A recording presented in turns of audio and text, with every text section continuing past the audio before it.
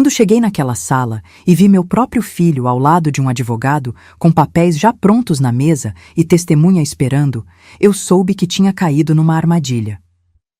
"É só assinar, mãe", ele disse com uma frieza que eu nunca tinha visto naquele menino que eu carreguei no colo. Todos se aproximaram como se eu fosse um animal acuado. Mas eu sorri. Sorri porque eles não faziam ideia do que estava prestes a acontecer. Olhei para a porta e disse baixinho: "Meu primeiro convidado chegou." A cara de pânico que passou no rosto dele naquele momento foi algo que eu nunca vou esquecer. Eu sei que você deve estar se perguntando como uma mãe chega nesse ponto, não é mesmo? Como um filho tem coragem de armar uma cilada dessas para a própria mãe? Pois fique aí comigo, porque essa história você precisa ouvir até o final. E se você está me ouvindo agora, comenta aqui embaixo de onde você é. Se inscreve no canal, porque aqui você vai encontrar histórias reais, de pessoas reais, gente como eu e você, que passa por situações que a gente nunca imagina que vai viver. E pode ter certeza que o final dessa história você não vai acreditar. Então fica comigo até o fim porque vale muito a pena. Meu nome é Marisa, tenho 63 anos e durante 40 anos da minha vida eu me dediquei completamente à minha família. 40 anos. Deixa eu repetir isso para você entender bem o peso dessa frase. 40 anos acordando antes do sol nascer, preparando café, almoço e janta, lavando roupa, passando, limpando casa, cuidando de marido e filho. 40 anos colocando todo mundo na frente das minhas próprias vontades e necessidades. Quando casei com o Reinaldo, eu tinha 22 anos. Era professora de educação infantil numa escolinha aqui em Belo Horizonte. Ganhava meu próprio dinheiro. Tinha minhas amigas, meus sonhos. Sonhava em fazer faculdade de pedagogia, queria viajar, conhecer o Rio de Janeiro, as praias do Nordeste. Mas aí veio o casamento e depois de um ano nasceu o Gabriel. Meu filho. Meu único filho. A pessoa por quem eu abri mão de tudo. O Reinaldo nunca foi um homem fácil. Trabalhava como gerente de vendas numa empresa de materiais de construção e sempre deixou claro que o dinheiro que entrava em casa era dele. "Eu trabalho fora, você cuida da casa, cada um com sua função", ele dizia. E eu aceitei. Aceitei porque fui criada assim. Minha mãe sempre me disse que mulher de verdade cuida do lar, que o papel do homem é trazer o sustento. Então eu larguei meu trabalho quando o Gabriel nasceu. "Criança precisa da mãe em casa", o Reinaldo falou. E lá fui eu, guardando meus diplomas, minhas roupas de trabalho, meus sonhos, tudo numa caixa no fundo do armário. O Gabriel cresceu grudado em mim. Eu fazia tudo por aquele menino. Acordava de madrugada quando ele tinha febre, passava a noite em claro fazendo trabalho de escola com ele, ia em todas as reuniões, todos os eventos. Quando ele quis fazer judô, foi o meu dinheiro do artesanato que eu vendia escondido que pagou as aulas. O Reinaldo dizia que era frescura, que menino tinha que ficar em casa estudando. Mas eu queria que meu filho tivesse oportunidades que eu não tive. Queria que ele fosse feliz. Abri mão de herdar a casa da minha mãe quando ela faleceu há 15 anos. Minha irmã Claudete queria vender e dividir o dinheiro, mas o Reinaldo me convenceu a deixar tudo para ela. "Sua irmã precisa mais que a gente, Marisa. A gente já tem nossa casa, temos estabilidade.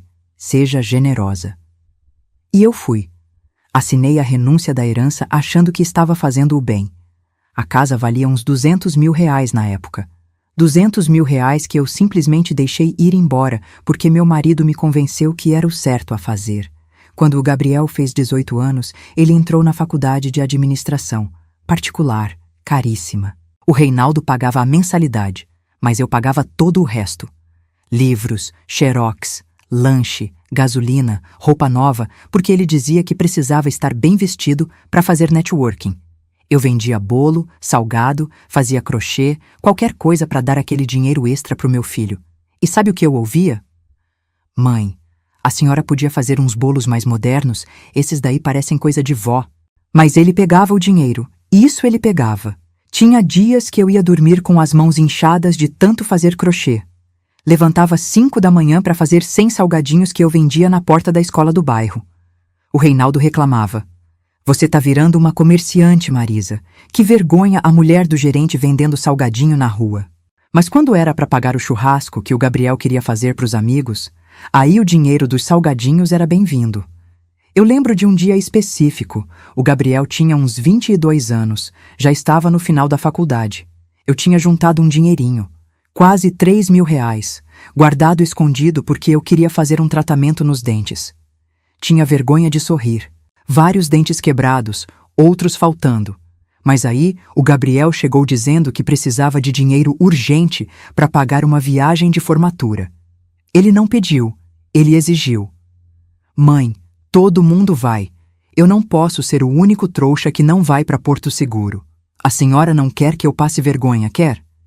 E lá se foram meus R$ 3.000. Meus dentes continuaram quebrados. Ele foi para Porto Seguro. As coisas começaram a mudar de verdade quando o Gabriel se formou e arrumou emprego. Ele começou a trabalhar numa empresa de marketing digital, ganhando bem, melhor até que o pai. E sabe o que aconteceu? Ele foi ficando distante. Não chegava mais para jantar, não conversava mais comigo, mal olhava na minha cara. Quando eu perguntava alguma coisa, ele respondia com monossílabos, olhando para o celular. Gabriel, meu filho, conta pra mãe como foi seu dia. Foi. Mas aconteceu alguma coisa legal? Não. E voltava pro celular. Conheceu a Bianca numa festa da empresa. Uma menina bonita, loira, trabalha com ele. Quando ele levou ela para jantar em casa pela primeira vez, eu fiz aquela comida especial, sabe? Lasanha que leva o dia todo para fazer, farofa gostosa, sobremesa. Me arrumei, coloquei minha roupa melhor. Queria causar boa impressão na namorada do meu filho. A Bianca entrou na minha casa, olhou em volta com uma cara de nojo mal disfarçada e mal cumprimentou. Sentou na mesa, mexeu na comida com o garfo e disse: Ai, desculpa, mas eu não como massa à noite, tô de dieta. O Gabriel não disse nada, não saiu em minha defesa, só deu de ombros e disse: Mãe, da próxima vez, faz uma coisa mais leve. Eu fiquei olhando para o meu filho e não reconheci o menino que eu criei. Aquele menino que eu embalava para dormir, que eu levava no colo quando tinha pesadelo, que eu acordava de madrugada para cuidar quando estava doente. Cadê aquele menino? No lugar dele tinha um homem que tinha vergonha da própria mãe. A situação foi piorando. O Gabriel começou a falar que eu era antiquada, que eu não entendia o mundo moderno, que eu precisava me atualizar. Um dia ele chegou com a Bianca e os dois sentaram comigo e com o Reinaldo na sala. A gente precisa conversar sobre uma coisa séria, o Gabriel disse. Meu coração até apertou, pensei que iam dizer que ela estava grávida. Mas não. Eles queriam que eu e o Reinaldo vendêssemos nossa casa e comprássemos um apartamento menor. Vocês não precisam de uma casa de 3 quartos só para vocês dois. Vende essa casa, compra um apartamento pequenininho e me dá uma parte do dinheiro para eu investir. Eu sei trabalhar com dinheiro melhor que vocês. Eu fiquei em choque. Aquela era a minha casa. A casa que eu limpei durante 40 anos. Onde eu criei meu filho. Onde eu tinha cada cantinho decorado com minhas coisinhas. E ele queria que eu vendesse tudo para dar dinheiro para ele. O Reinaldo, para minha surpresa, disse não. Gabriel, essa casa é nossa. A gente trabalhou muito para conseguir ela. Quando a gente morrer, você herda tudo. Mas enquanto a gente está vivo, isso aqui é nosso.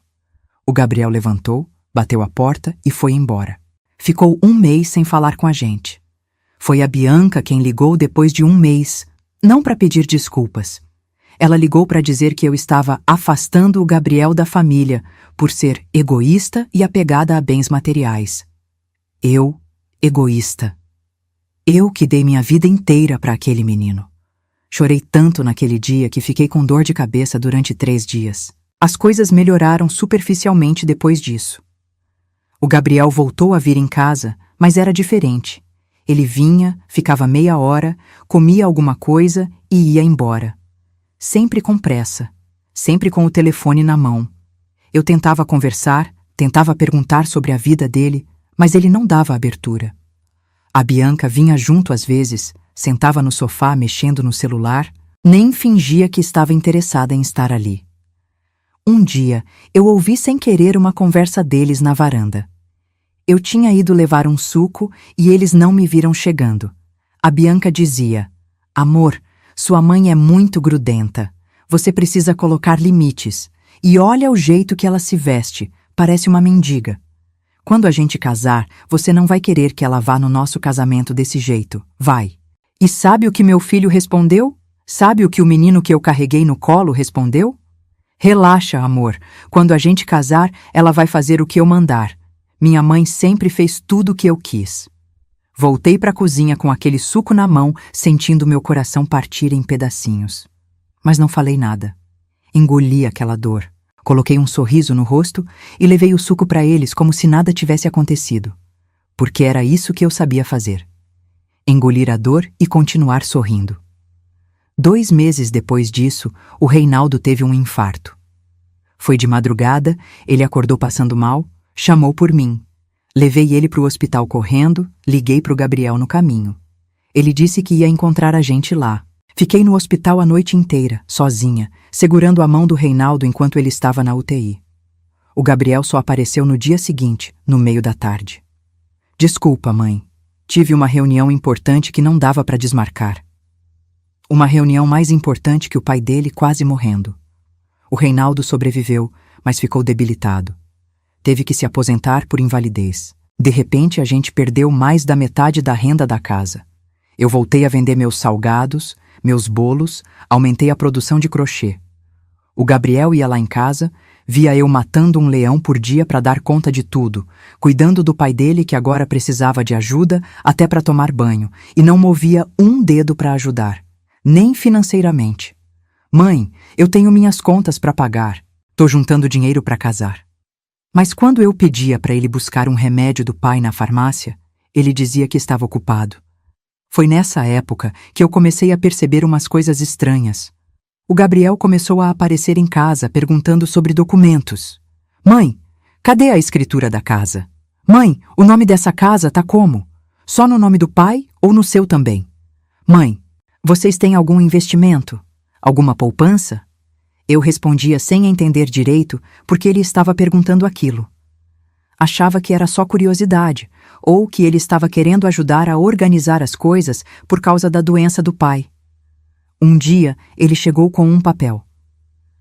Mãe, eu preciso que a senhora assine isso aqui. É só uma procuração para eu poder cuidar das contas do pai enquanto ele está doente. Facilita tudo. Eu peguei o papel para ler, mas ele foi logo dizendo: a senhora não precisa ler tudo isso não, mãe. É tudo termo jurídico chato. Confia em mim. E pegou o papel da minha mão. Alguma coisa dentro de mim acendeu uma luz vermelha. Gabriel, eu quero ler antes de assinar qualquer coisa. Ele ficou nervoso.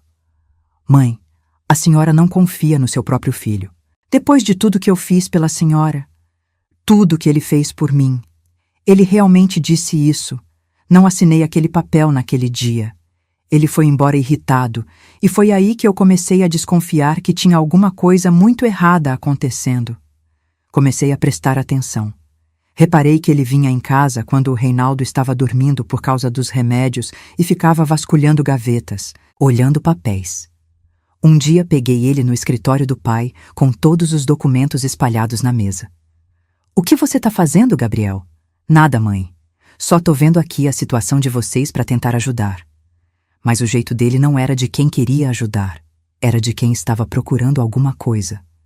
Conversei com a Claudete, minha irmã. Contei para ela o que estava acontecendo. Ela ficou muito preocupada. Marisa, esse menino tá tramando alguma coisa. Você precisa ficar esperta. Protege teus documentos, não assina nada sem ler. A Claudete nunca foi muito com a cara do Gabriel. Dizia que eu tinha mimado demais ele, que tinha criado um egoísta. Eu sempre defendi meu filho, mas agora estava começando a ver que talvez ela tivesse razão. 3 semanas depois daquele dia que peguei ele mexendo nos documentos, eu recebi a mensagem. Era uma sexta-feira de manhã. O Gabriel mandou no grupo da família: reunião de família urgente. Hoje à tarde, 4 horas, aqui em casa. Precisamos conversar coisa séria. Não faltem. Meu coração disparou. Liguei para ele na hora. Filho, o que aconteceu? Tá tudo bem? Tá tudo bem, mãe. Só preciso conversar com vocês sobre umas coisas importantes. Traz o pai. E desligou. Passei o dia inteiro aflita. O Reinaldo também estava preocupado. Marisa, será que o menino tá com algum problema? Será que ele tá doente? A gente sempre pensa no melhor, né? Mesmo depois de tudo, eu ainda queria acreditar que meu filho tinha bom coração. Que ele tinha chamado a gente porque precisava de ajuda, de apoio. Que bobagem a minha. Chegamos na casa dele às 4 em ponto. Ele tinha comprado um apartamento num bairro nobre, todo moderno, decorado pela Bianca, com aquelas coisas minimalistas que não combinam em nada com a gente. Tocamos a campainha. A Bianca abriu a porta. Nem deu boa tarde, só disse: "Entra, ele tá esperando na sala." Quando entramos na sala, eu congelei. Tinha um homem de terno sentado no sofá que eu nunca tinha visto na vida. "Boa tarde, senhora Marisa, senhor Reinaldo. Meu nome é Dr. Fernando, sou advogado." Um advogado. Meu filho tinha chamado a gente para uma reunião com um advogado e não tinha avisado.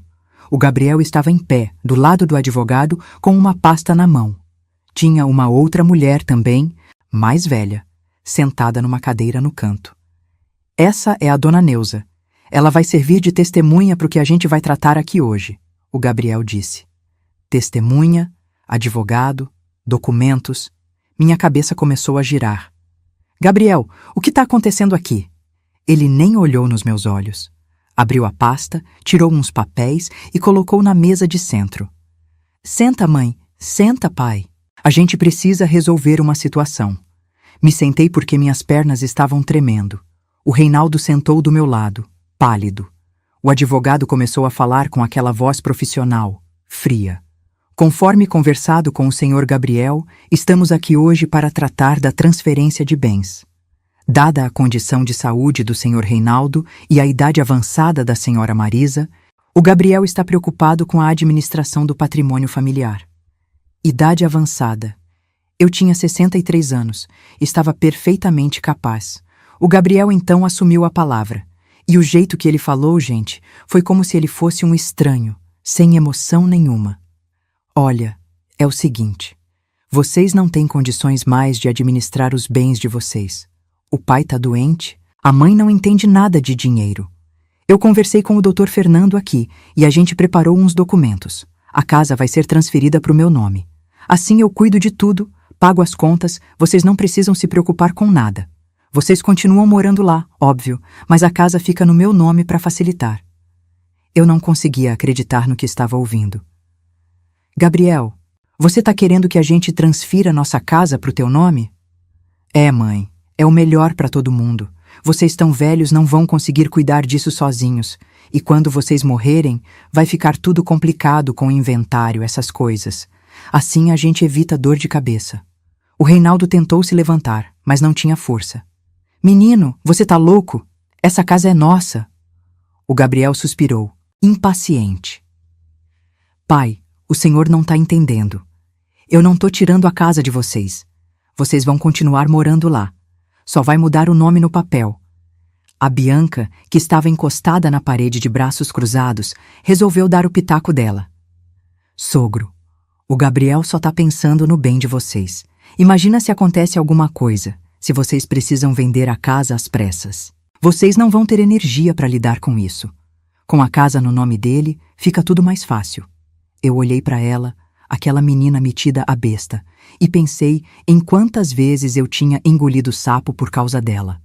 Quantas vezes eu tinha deixado ela me desrespeitar dentro da minha própria casa para não criar problema para o meu filho. O advogado empurrou os papéis na minha direção. "São documentos simples, senhora Marisa. A transferência da casa, uma procuração definitiva para o Gabriel administrar eventuais recursos financeiros e uma declaração de que vocês estão fazendo isso de livre e espontânea vontade." Procuração definitiva, ou seja, meu filho queria controle total sobre tudo que a gente tinha. "E se a gente não quiser assinar?" eu perguntei. O silêncio que se fez na sala foi pesado. O Gabriel deu uma risadinha sem graça. "Mãe, não complica. É só assinar. É pro bem de vocês." "E se a gente não quiser?" eu repeti, mais firme. Ele me olhou com um jeito que eu nunca vou esquecer. um olhar duro, frio. Então a gente vai ter que fazer isso do jeito difícil. O doutor Fernando pode entrar com um processo pedindo a interdição de vocês, principalmente do pai, que está incapacitado. A gente tem laudos médicos, a gente tem testemunhas de que vocês não têm mais condições de cuidar de si mesmos. Vocês escolhem, ou assinam isso aqui de boa vontade, ou a gente faz na justiça. Naquela hora eu entendi. Entendi que tudo tinha sido planejado. As visitas, as perguntas sobre documentos, os papéis que ele tinha tentado me fazer assinar antes. Aquilo não era preocupação de filho, era ganância pura. Ele queria tudo, queria me tirar o único bem que eu tinha depois de uma vida inteira de trabalho. E estava usando a doença do próprio pai como desculpa. Olhei para o Reinaldo, ele estava com os olhos cheios de lágrima. Meu marido, que sempre foi tão duro, tão fechado, estava ali destroçado vendo o filho dele fazer aquilo com a gente. Olhei para o Gabriel. Meu filho, o menino que eu gerei, que eu cuidei, que eu amei mais do que amei a mim mesma. E vi um estranho. A Bianca se aproximou. Sogra, não fica assim. É só uma formalidade. Nada vai mudar na vida de vocês. Todos se aproximaram. O advogado com a caneta na mão, a testemunha olhando com pena, o Gabriel com aquela cara de impaciência, a Bianca com aquele sorrisinho falso. Me senti cercada, encurralada, como um bicho prestes a ser abatido. É só assinar, mãe, o Gabriel disse de novo. E naquele mãe não tinha carinho, tinha frieza, tinha pressa, tinha certeza de que ele tinha ganhado, certeza de que eu ia baixar a cabeça como sempre fiz e obedecer. Mas alguma coisa dentro de mim se quebrou naquela hora. 40 anos de submissão, 40 anos engolindo sapo, 40 anos sendo pequena, me fazendo de invisível, aceitando migalhas. Olhei para aqueles papéis, olhei para o meu filho, e pela primeira vez na minha vida eu não senti vontade de proteger ele. Senti vontade de me proteger. Foi aí que eu sorri. Um sorriso calmo, tranquilo. O Gabriel franziu a testa, confuso com minha reação. Mãe? Eu não respondi, só continuei sorrindo, porque naquele exato momento eu ouvi a campainha tocar. Olhei bem nos olhos do meu filho e disse: meu primeiro convidado chegou. A cara dele mudou na hora. Que convidado? Do que a senhora está falando? A Bianca correu até a porta, e quando ela abriu, eu ouvi a voz que eu estava esperando. Boa tarde, sou o Dr. Paulo Henrique, advogado da senhora Marisa. Ela me pediu para estar presente nessa reunião. O Gabriel ficou branco. Como assim? Que história é essa, mãe? Eu continuei sentada, tranquila, enquanto meu advogado entrava na sala. Um homem alto, de uns 50 anos, com uma pasta debaixo do braço e um olhar sério. Doutor Paulo, que bom que o senhor chegou. Estávamos justamente tratando de uns documentos que meu filho quer que eu assine. O doutor Fernando, o advogado do Gabriel, ficou sem graça. Colega, eu não sabia que a senhora estava representada. Pois é, respondeu o Dr. Paulo. Minha cliente me procurou há algumas semanas, relatando que estava sendo pressionada a assinar documentos. Vim aqui hoje para garantir que os direitos dela sejam respeitados. O Gabriel explodiu. Mãe, que palhaçada é essa? A senhora foi atrás de um advogado pelas minhas costas? Sim, meu filho. Assim como você foi atrás de um advogado pelas minhas costas. Achei que se era para ter advogado nessa conversa, eu também tinha direito a ter o meu. A Bianca começou a falar, mas eu levantei a mão. Bianca, querida, essa conversa não é contigo. Fica quieta. O Gabriel tentou recuperar o controle da situação. Tá bom, mãe. Se a senhora quer ter um advogado aqui, tudo bem. Mas isso não muda nada. A gente está fazendo isso para o bem da senhora e do pai. O Dr. Paulo abriu a pasta dele. Posso ver os documentos que vocês estão propondo que minha cliente assine? Daquela hora em diante, as coisas começaram a virar. O Dr. Paulo leu cada linha daqueles documentos e foi explicando para mim, em voz alta, na frente de todo mundo, o que cada coisa significava. Esse trecho aqui dá ao seu filho poder total sobre seus bens. Ele poderia vender a casa sem sua autorização. Esse outro trecho permite que ele movimente suas contas bancárias livremente. E esse aqui é uma declaração de que você não está sendo coagida, o que é claramente falso dado o contexto dessa reunião. A cada coisa que meu advogado falava, a cara do Gabriel ia ficando mais vermelha. O doutor Fernando tentou argumentar, mas o doutor Paulo foi categórico. Colega, com todo respeito, o que está sendo proposto aqui beira a estelionato. Minha cliente está em pleno gozo de suas faculdades mentais. Não há nenhuma razão legal para que ela transfira seus bens para o filho. Mas meu pai está doente, o Gabriel gritou. Ele não tem condições. Seu pai ter tido um problema de saúde não significa que sua mãe é incapaz de administrar os próprios bens, respondeu o doutor Paulo. A não ser que você tenha algum laudo médico que ateste que ela tem alguma condição que a incapacite?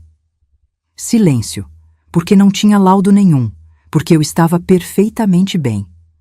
O plano do Gabriel era contar com minha submissão, com meu medo de contrariar o filho, com minha ignorância sobre meus próprios direitos. Ele nunca imaginou que eu fosse reagir. Mas a melhor parte ainda estava por vir. E eu estava só começando. Porque tinha muito mais coisa que meu filho não sabia. Coisas que eu tinha descoberto. Coisas que eu tinha preparado. E ele ia descobrir tudo naquela tarde. Respirei fundo e olhei para o Gabriel. Meu filho, já que a gente está aqui tratando de assuntos sérios, de documentos, de bens, eu também trouxe umas coisas para a gente conversar. Tirei da minha bolsa uma pasta gordinha, cheia de papéis. Doutor Paulo, o senhor pode ajudar a explicar esses documentos aqui para todo mundo? O Gabriel deu uma risada nervosa. Mãe, que documentos são esses? São os documentos da minha vida, filho. Da minha vida que você acha que conhece, mas não conhece nada. O doutor Paulo pegou o primeiro papel. Esse aqui é uma escritura de propriedade, de um terreno de 400 metros quadrados, no nome da senhora Marisa, localizado em Contagem. Terreno esse que foi comprado há 30 anos com recursos próprios dela. Vi o queixo do Gabriel cair. Que terreno? Que história é essa? O terreno que eu comprei com o dinheiro que eu juntava vendendo artesanato, Gabriel. Lembra que eu sempre fazia crochê, bolo, salgado? Pois é, durante anos eu guardei uma parte daquele dinheiro. E há 30 anos, quando você era criança ainda, eu comprei um terreno. Um terreno que hoje, segundo a avaliação que eu fiz semana passada, vale cerca de R$500 mil. A Bianca soltou um grito abafado. O Gabriel ficou em pé. Como assim a senhora tem um terreno de R$500 mil e nunca falou nada? Não falei porque era meu único bem que eu não dividi com ninguém, que eu guardei para minha segurança. E que bom que eu guardei, né? Porque agora eu tô vendo que se eu tivesse contado, você já teria arrumado um jeito de tomar ele de mim também. O doutor Paulo continuou. Esse outro documento aqui é um extrato bancário. A senhora Marisa possui uma conta poupança com saldo atual de R$180 mil. O Gabriel quase caiu para trás. 180 mil? Isso mesmo, R$180 mil que eu juntei ao longo de 40 anos. Moeda por moeda, nota por nota, cada bolo que eu vendi, cada salgado, cada toalha de crochê, tudo guardadinho. Porque lá no fundo eu sempre soube que um dia eu ia precisar me defender. O Reinaldo estava tão chocado quanto o Gabriel.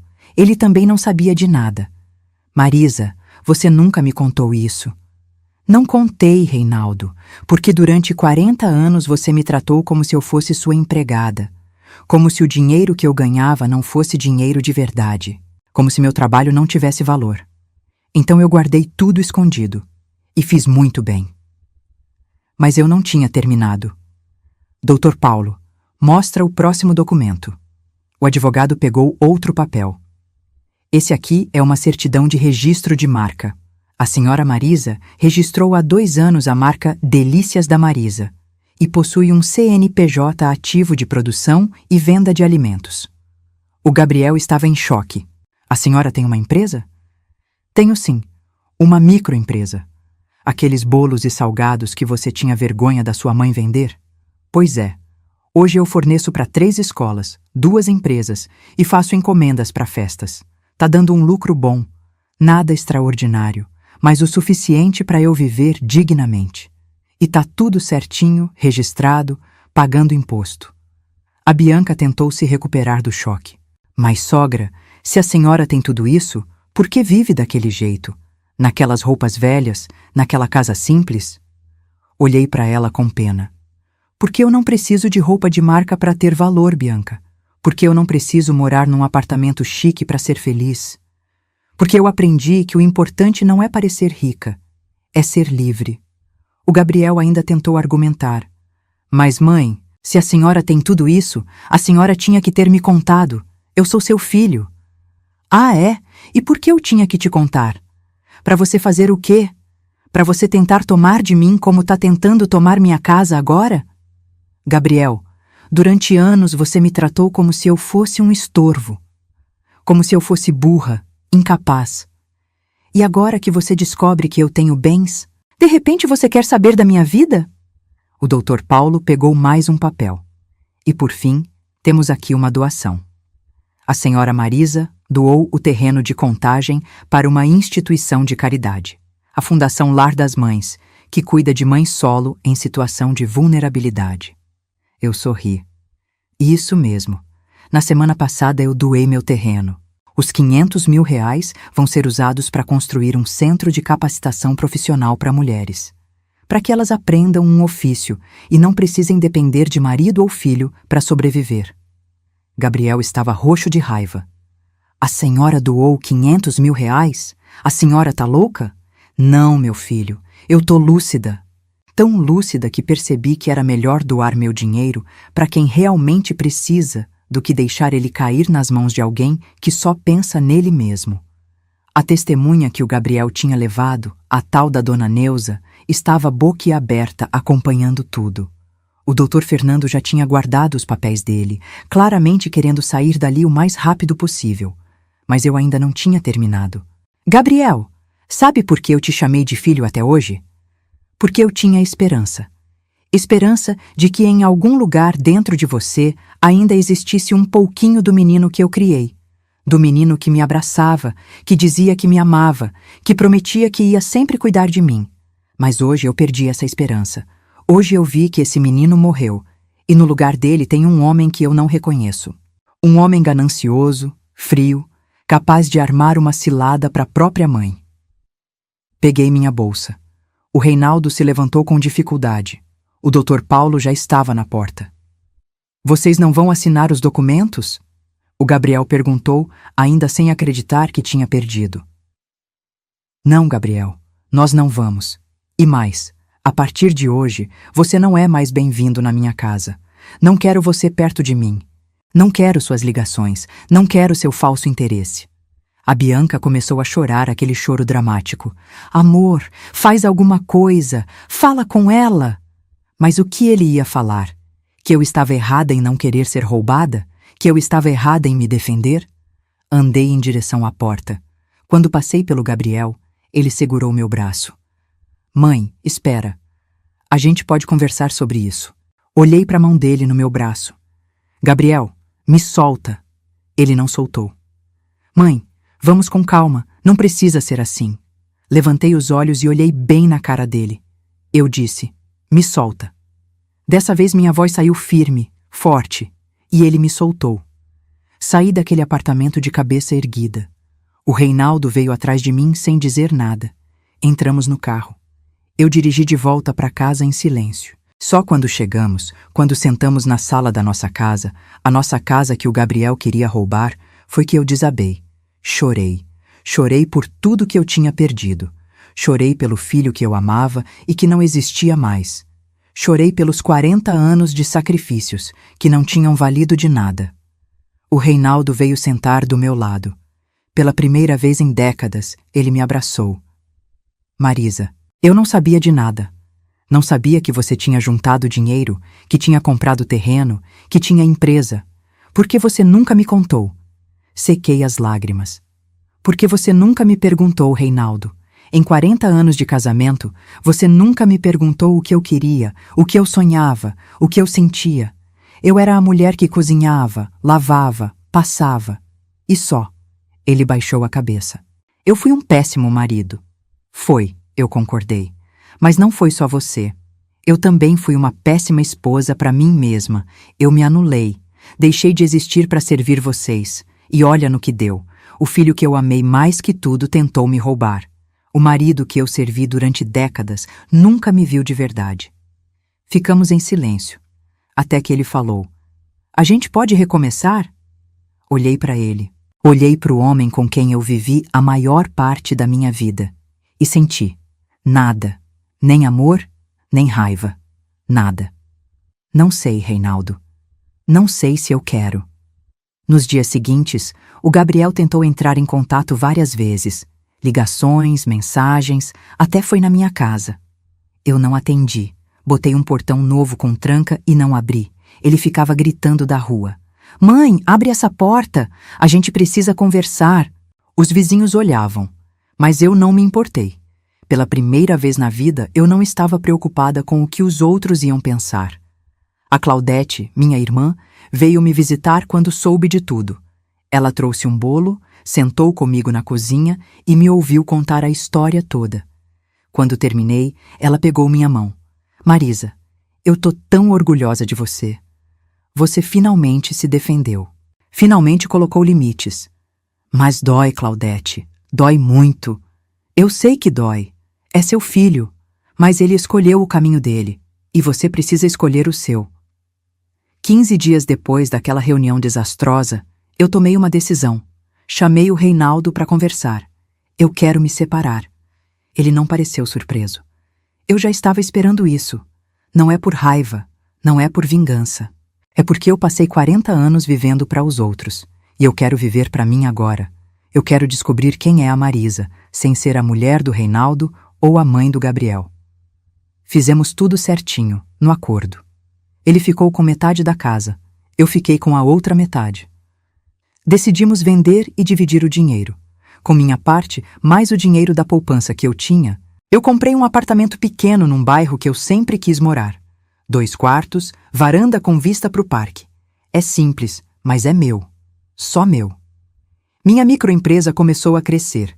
O boca a boca foi espalhando e hoje eu tenho até 3 funcionárias que me ajudam na produção. Não tô rica, mas tô confortável. E mais importante, tô feliz. Trabalho no que eu gosto, no meu tempo, do meu jeito. Fiz amigas novas. Entrei num grupo de mulheres empreendedoras. Conheci mulheres incríveis, de todas as idades, cada uma com sua história de superação. Me sinto acolhida, compreendida. Tenho uma delas, a Sônia, que se tornou muito minha amiga. A gente se encontra toda semana para tomar café e conversar. Às vezes a gente ri, às vezes a gente chora, mas a gente se apoia. Voltei a estudar. Matriculei numa aula de inglês para a 3ª idade. Sempre quis aprender inglês, mas nunca tive tempo. Agora eu tenho. Também comecei a fazer aula de pintura. Descobri que tenho jeito para coisa. Já pintei 3 telas que estão penduradas aqui na minha sala. O Gabriel tentou se aproximar mais algumas vezes. Mandava mensagem dizendo que tinha pensado muito, que queria conversar. Mas eu não respondi. Não por maldade, mas porque eu percebi que ele não queria se desculpar de verdade. Ele queria ter acesso aos meus bens. Queria saber quanto dinheiro eu tinha. E isso eu não vou dar para ele. O Reinaldo e eu mantemos uma relação cordial. Ele está morando num apartamento perto do centro. A saúde dele melhorou um pouco. Às vezes a gente se encontra para tomar um café, como amigos. E tá bom assim. Teve uma coisa que eu fiz e que me deixou muito feliz. Lembra que eu te contei que doei meu terreno para a Fundação Lar das Mães? Pois é. Eles começaram a construção do centro de capacitação. E me convidaram para ser instrutora voluntária. Eu vou ensinar as mulheres a fazer bolos e salgados para vender. Vou ensinar elas a abrir uma microempresa. Vou mostrar para elas que é possível sim recomeçar, que é possível sim ser independente. No mês passado foi meu aniversário de 64 anos. Fiz uma festa pequena aqui no meu apartamento. Convidei a Claudete, minhas amigas novas, minhas funcionárias. A gente comeu, bebeu, dançou. Teve uma hora que a Sônia fez um brinde. A Marisa, a mulher que renasceu aos 63 anos. E todo mundo bateu palma. Eu chorei. Mas dessa vez foram lágrimas de alegria. Sabe, durante 40 anos eu achei que meu papel na vida era servir. Servir o marido, servir o filho, servir todo mundo menos eu. Achei que ser boa mãe era se anular. Que ser boa esposa era obedecer. Que minha felicidade não importava. Mas eu estava errada. Eu importo. Meus sonhos importam. Minha vida importa. Hoje, quando eu olho no espelho, eu vejo uma mulher diferente. Vejo uma mulher que ainda tem marcas dos anos difíceis, rugas, cabelos brancos, mãos calejadas, mas vejo também uma mulher que sorri mais, que anda de cabeça erguida, que não tem medo de dizer não, que sabe o valor que tem. Às vezes eu fico pensando no Gabriel, pensando se um dia ele vai entender o que fez, se um dia ele vai sentir remorso verdadeiro. Se um dia ele vai me procurar não porque quer alguma coisa, mas porque realmente sente minha falta. Eu não sei se esse dia vai chegar. E sabe de uma coisa? Tá tudo bem, porque eu não vou mais esperar. Não vou mais ficar presa numa expectativa que me machuca. Aprendi que perdoar não significa esquecer. Não significa voltar a confiar em quem te traiu. Perdoar significa soltar a mágoa para ela não te envenenar por dentro. E eu tô nesse processo. Alguns dias são mais fáceis, outros mais difíceis. Mas eu tô caminhando. Tem uma frase que a Sônia me disse outro dia que não sai da minha cabeça. Marisa, a melhor vingança é viver bem. E é verdade. O Gabriel queria me ver pequena, frágil, dependente. E eu tô aqui, vivendo minha melhor vida. Trabalhando, estudando, fazendo amizades, sendo feliz. Isso é a maior prova de que ele não conseguiu me destruir. Não vou mentir para vocês e dizer que tá tudo perfeito.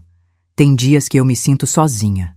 Tem noites que eu choro lembrando do menininho que o Gabriel era quando criança.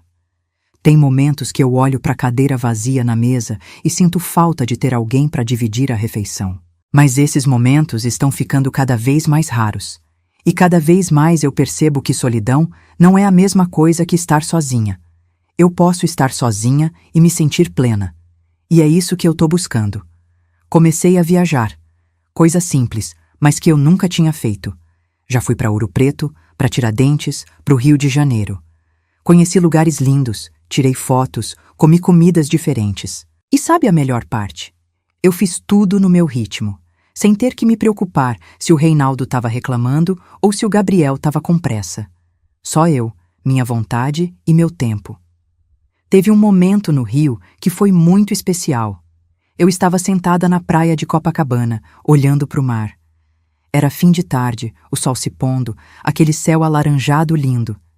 E eu pensei, eu consegui.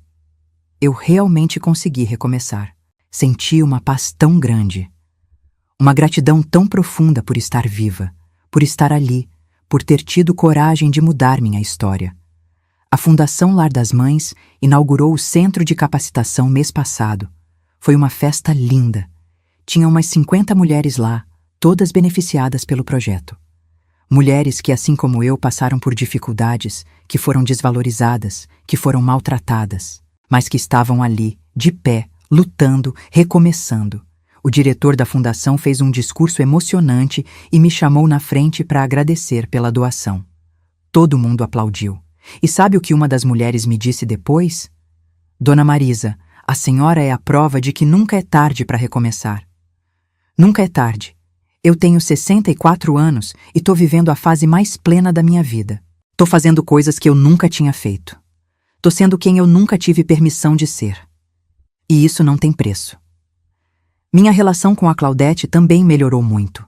A gente se aproximou de um jeito que eu não esperava. Ela me contou que sempre sentiu ciúmes de mim quando a gente era criança, porque eu era a preferida da mãe. E eu contei para ela que sempre senti ciúmes dela, porque ela tinha liberdade para fazer o que queria, enquanto eu tinha que ser a menina certinha. A gente chorou muito naquela conversa e pediu desculpas uma para outra. Hoje ela é minha melhor amiga, minha confidente, minha parceira. Tem algo que eu ainda não tinha contado. Há 2 semanas atrás, eu recebi uma ligação da Bianca. Isso mesmo, a Bianca, a noiva do Gabriel. Ela estava chorando. Disse que tinha terminado com ele, que tinha descoberto que ele estava usando o dinheiro que eles tinham juntado para casar para pagar dívidas de jogo, que ele tinha mentido sobre um monte de coisas e que ela tinha lembrado de mim, de como eu tinha me defendido e queria conversar comigo. Eu poderia ter desligado na cara dela, poderia ter falado "eu avisei". Mas eu não fiz isso. Eu escutei. Escutei ela chorar, desabafar, se lamentar. E quando ela terminou, eu disse: Bianca, você é jovem. Você tem a vida inteira pela frente. Não comete o mesmo erro que eu cometi. Não deixa ninguém te diminuir. Não abre mão dos seus sonhos por causa de homem nenhum. E principalmente, aprende a se valorizar. Porque quando a gente se valoriza, a gente não aceita migalha de ninguém. Ela agradeceu e desligou.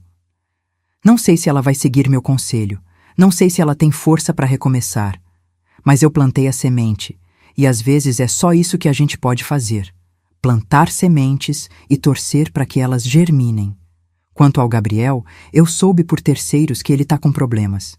Perdeu o emprego, está endividado, tentou pegar empréstimo e não conseguiu. Parte de mim, aquela parte que ainda é mãe, fica preocupada. Mas a parte de mim que aprendeu a se proteger sabe que eu não posso fazer nada. Que ele é adulto, que ele fez escolhas. E que ele precisa arcar com as consequências dessas escolhas. Não vou negar que às vezes eu penso em ligar para ele, em perguntar como ele tá. Mas aí eu lembro da cara dele naquele dia, na sala, me coagindo a assinar aqueles papéis. Lembro da frieza no olhar. E eu sei que se eu voltar, se eu der uma brecha, ele vai tentar de novo. Porque gente assim não muda, não da noite pro dia. E eu não vou me colocar em risco de novo. Aprendi que cuidar de mim não é egoísmo, é necessidade, é sobrevivência. Durante 40 anos, eu me coloquei em último lugar. E quase me perdi completamente. Hoje eu me coloco em primeiro. E isso não faz de mim uma pessoa ruim. Faz de mim uma pessoa sábia. Olho para trás e vejo tudo que eu passei. As dificuldades, as humilhações, os sacrifícios, a dor. E por mais estranho que pareça, eu sou grata. Porque tudo isso me trouxe até aqui. Me transformou nessa mulher que eu sou hoje.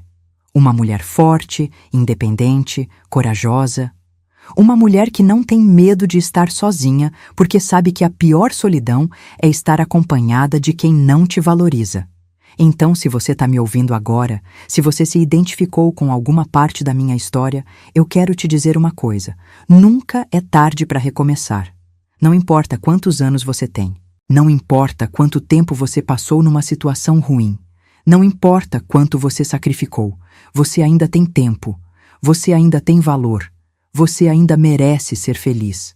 Não aceita ser tratada como se você não importasse. Não aceita migalha de afeto. Não aceita ser invisível. Você é importante. Você merece respeito. Você merece ser amada de verdade. E se as pessoas à sua volta não enxergam isso, o problema não é você. O problema é elas. Eu poderia ter passado o resto da minha vida sendo a Marisa submissa, a Marisa que abaixa a cabeça, a Marisa que aceita qualquer coisa para não perder o filho. Mas eu escolhi ser a Marisa que se respeita, a Marisa que diz não, a Marisa que vive para ela mesma, e essa escolha mudou tudo. Hoje eu acordo de manhã e a primeira coisa que eu faço é agradecer. Agradecer por ter tido coragem, agradecer por estar viva, agradecer por estar livre. Tomo meu café olhando pela janela, vendo o parque, os passarinhos, as árvores, e me sinto em paz. Uma paz que eu nunca senti antes. Minha vida não é perfeita. Eu não sou rica. Eu não moro num palácio. Eu não tenho um monte de gente em volta de mim. Mas eu tenho algo que durante 40 anos eu não tive. Eu tenho a mim. Eu me recuperei. Eu me encontrei. E isso não tem dinheiro que pague. Então eu te pergunto, e você que está me ouvindo agora, o que faria no meu lugar? Já passou por alguma situação parecida? Já se sentiu desvalorizada, usada, esquecida? E o que você fez? Se defendeu ou abaixou a cabeça? Comenta aqui embaixo. Quero muito saber sua história. Porque a gente precisa compartilhar essas vivências. A gente precisa se fortalecer uma na outra. A gente precisa lembrar sempre que não tá sozinha. E se você gostou da minha história, se inscreve no canal, ativa o sininho, compartilha com aquela amiga que você acha que precisa ouvir isso.